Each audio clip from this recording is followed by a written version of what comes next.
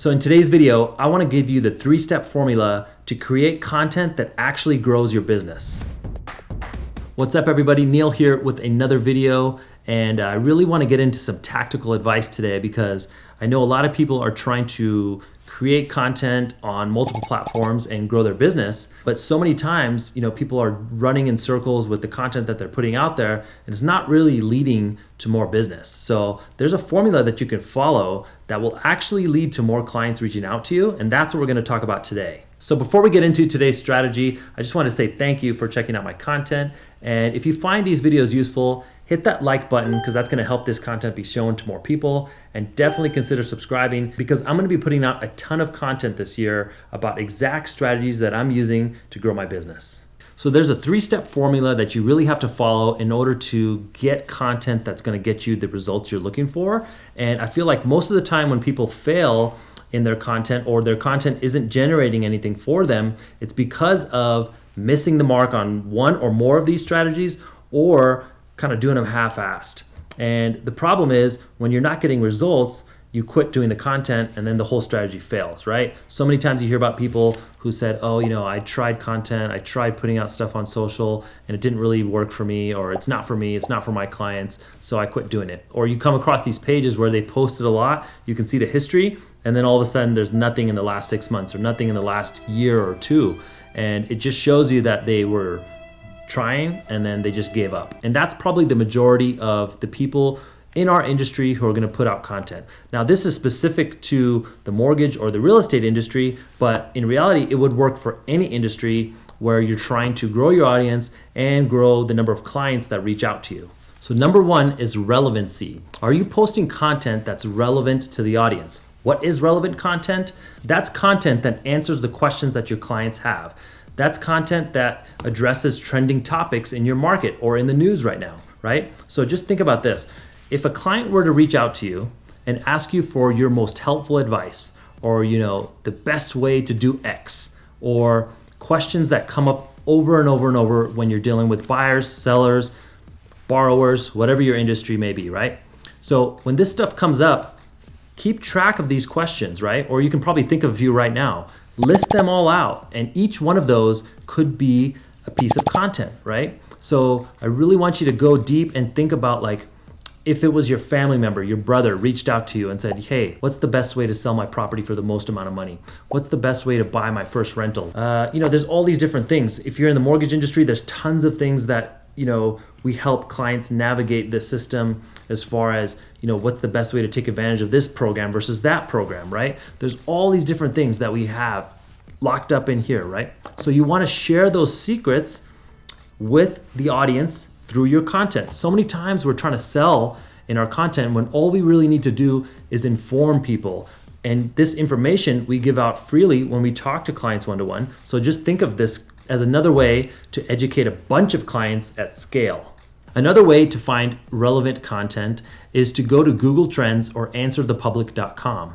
You can type in keywords like real estate investing, rental properties, mortgages. You can just list any topic that comes to mind and it will give you a ton of ideas for trending searches. Now, these are real searches that people are typing in. So keyword searches on Google, long tail keywords where people write out long questions like, how to buy my first rental property. That's something that people really search, right? Or what are mortgage programs for first-time buyers, right? There's all these different things you can list out. So there's just probably 20 or 30 topics that you could come up with for free by going to answerthepublic.com or Google Trends. The next step in the formula is relatability. Are you being yourself in the videos? Because if you're coming across as salesy, it's not going to connect with the viewer, right? What do I mean by this? How many times have you seen people post videos where they're dropping like an infomercial, right? Or they're coming across as a used car salesman. So the problem with this is basically when they came up with the idea to post the video, all they can think about is what I'm going to get out of this video. So they're like, I want to get another client. I want to get another sale. I want to get this, me, right? If you're thinking that way when you're making the video, it's going to come across in the video and the video won't be relatable. So the best way to get comfortable with doing this is to just do more videos, right? So just keep going with the videos. Talk to your phone, try and do some unrehearsed videos where you just talk normally, right?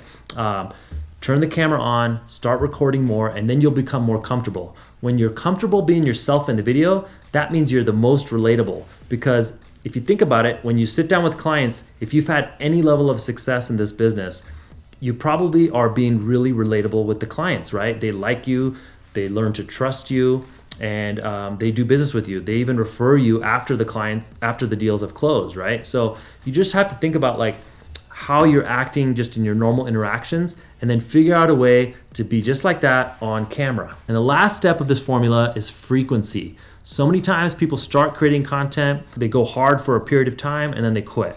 Or they show up and then they go away. And I'm guilty of this myself, right? I post videos on YouTube, I post videos for Instagram, Facebook, I send videos to my database, I do all this stuff, right?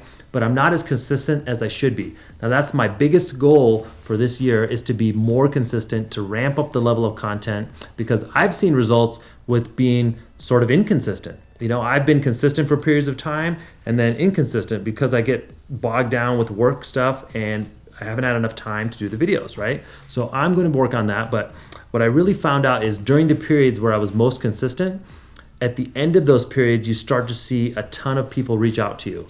And you can really see the fruits of your labor if you stick with it. So you have to post enough to remain top of mind. People only need our services once every X number of years. Depending on the dynamics of your market, the stats could be once every 5 years, once every 7 years, once every 4 years. So when you think about that, how can you remain top of mind with these people that may not need you for another couple years? Well, the only way is to consistently post, because every time you post, not everybody in the audience is going to see the video. So how do you get over that? You just have to keep posting, and then randomly each time you post, people will see it. The other strategy that I really advise all of you guys to use is to make sure you're not just posting your videos, but you're actually emailing them out to your database. So I create these videos, I post them on YouTube, I post them on Facebook, I take little snippets of them and post them on Instagram.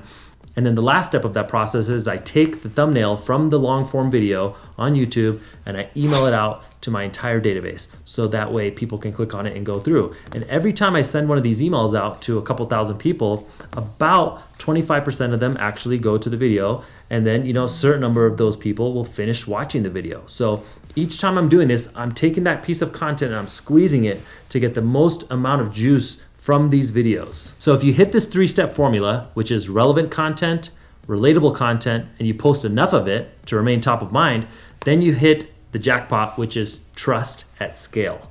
So what happens is so many people in your market, so many people in your area or in your region or wherever your content is being seen, so many of these people are going to know you, they're going to like your content, and they're going to trust you. So because you chose to share your knowledge, now all of a sudden, all these people trust you. And what happens is whenever they have a question, whenever they're thinking about doing the next transaction, you're the first person they're going to think of because they really trust you.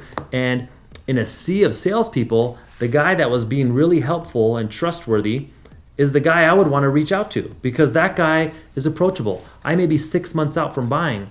I feel comfortable reaching out to this guy because he's where I have some rapport. You'd be surprised at how well the conversations go when you have somebody who reached out to you from your content. So the most common thing I hear when somebody reaches out is, "Hey Neel, I've been watching your stuff for a while and great job. I have a question for you." Or, "I've been following you for a while now and blah, blah, blah," right? So the key point is everybody's watching, they're consuming. They may not comment every time. They may not even see the full video every time. They may only see a few seconds. But as time goes on, they're going to have more and more of an opportunity to watch your videos. And then eventually, when they have a question or they have a transaction coming up, you will be the person that they reach out to. And I've seen this happen time and time again. I know it seems far-fetched for some of you guys out there, but you can really build a strong business from all inbound marketing. And when I saw the power of inbound, I was like all in on the strategy, because those are the best type of clients. Those are the people that really value your time, that respect you because they've already consumed your content, they know about you, they have some rapport before you've even spoken to them. I mean, your content is doing the sales for you, and all you have to do is wait for people to reach out to you. Now I get it, You may not be able to just go all in on content to begin with. You probably are doing some short-term sales activities, which is fine. Do what you have to do to continue growing your business and to continue growing your database. But in the meantime, put out content on a consistent basis. Think of what you could commit to, whether that's once a month, once every 2 weeks, once a week, or whatever you can do, and just be consistent. And then slowly, as time goes on, ramp that up. And then you get to the point where maybe you can do it daily or every other day or multiple times a week. And if you can get to that point, that's where you're really going to see the results.